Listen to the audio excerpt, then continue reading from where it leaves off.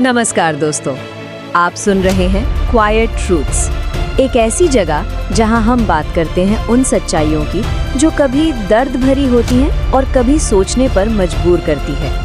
आज हम बात करेंगे एक ऐसे केस की जिसमें इंसाफ की राह काफी लंबी थी। ये है धर्मस्थला क्राइम केस। एक छोटी सी टाउन कर्नाटक के दिल में, एक पवित्र जगह जिसका नाम है धर्मस्थला, जहां लोग शांति और धार्मिकता के लिए आते हैं। वहीं एक दिन 2012 में एक दर्दनाक खबर ने सबको हिला दिया था। ये कहानी है उदय कुमार शेट्टी की, एक ऑटो ड्राइवर, एक भोला भाला आदमी जो बस अपना काम करता था और शाम को घर लौट जाता था। लेकिन 2012 के एक शांत सा दिखने वाले दिन, जब लोग अपने काम पर जा रहे थे, उदय शेट्टी का डेड बॉडी एक सुनसान जगह पर मिला। उसके सर पर चोट थी और मौत को लेकर सवाल बहुत थे।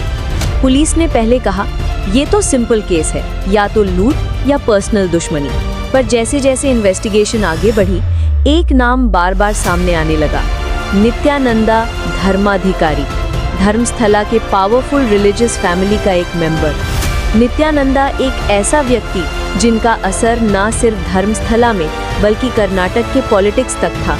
उदय के परिवार ने दावा किया कि उनका रिश्ता धर्मस्थला फैमिली से था और उनका ये मानना था कि उदय को इसीलिए मारा गया क्योंकि उसके पास कुछ ऐसे राज थे जो अगर बाहर आते तो बड़े लोगों की पोल खुल जाती। एक एफिडेविट भी सामने आई जिसमें कहा गया कि उदय किसी अंदर के ट्रूथ को जानता था और इसीलिए उसकी जिंदगी छीन ली गई। लेकिन पुलिस ने उस एफिडेविट को फेक कह दिया और कह दिया कि किसी रिलीजियस फिगर को इस केस से जोड़ना गलत है।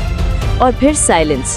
केस ठंडा पड़ गया, मीडिया भी धीरे धीरे चुप हो गया। पर उदय का परिवार कभी नहीं रुका। उन्होंने कोर्ट में पिटीशन फाइल की, सीबीआई इंक्वायरी की डिमांड की और इंसानियत के नाम पर एक सवाल उठाया, क्या सच कभी सामने आएगा?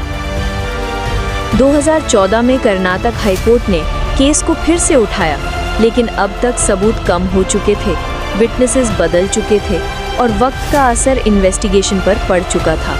ऐसे में इंसाफ का क्या होता है? क्या किसी पावरफुल व्यक्ति को छूना सिस्टम के लिए मुश्किल हो जाता है, या हम सब सिर्फ स्पेक्टेटर्स बन जाते हैं?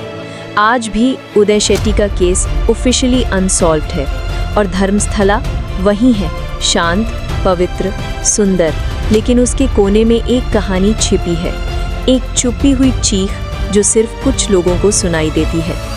दोस्तों, इस कहानी से हम एक बात जरूर सीख सकते हैं, सच्चाई कभी कभी देर से आती है, लेकिन अगर हम आवाज उठाते रहे तो शायद एक दिन वो अपने आप को दिखाए बिना नहीं रह सकती।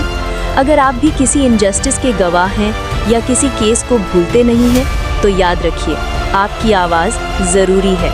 मैं हूँ राजनामा और आप सुन रहे थे क्वाइट ट्रूथ्स। अगर आपको ये कहानी सोचने पर मजबूर करती है तो शेयर जरूर करिए और अगले एपिसोड तक ख्याल रखिए। सुनो, समझो और सवाल उठाओ। शुभ रात्रि या शुभ दिन, जहाँ भी है, सेफ रहिए।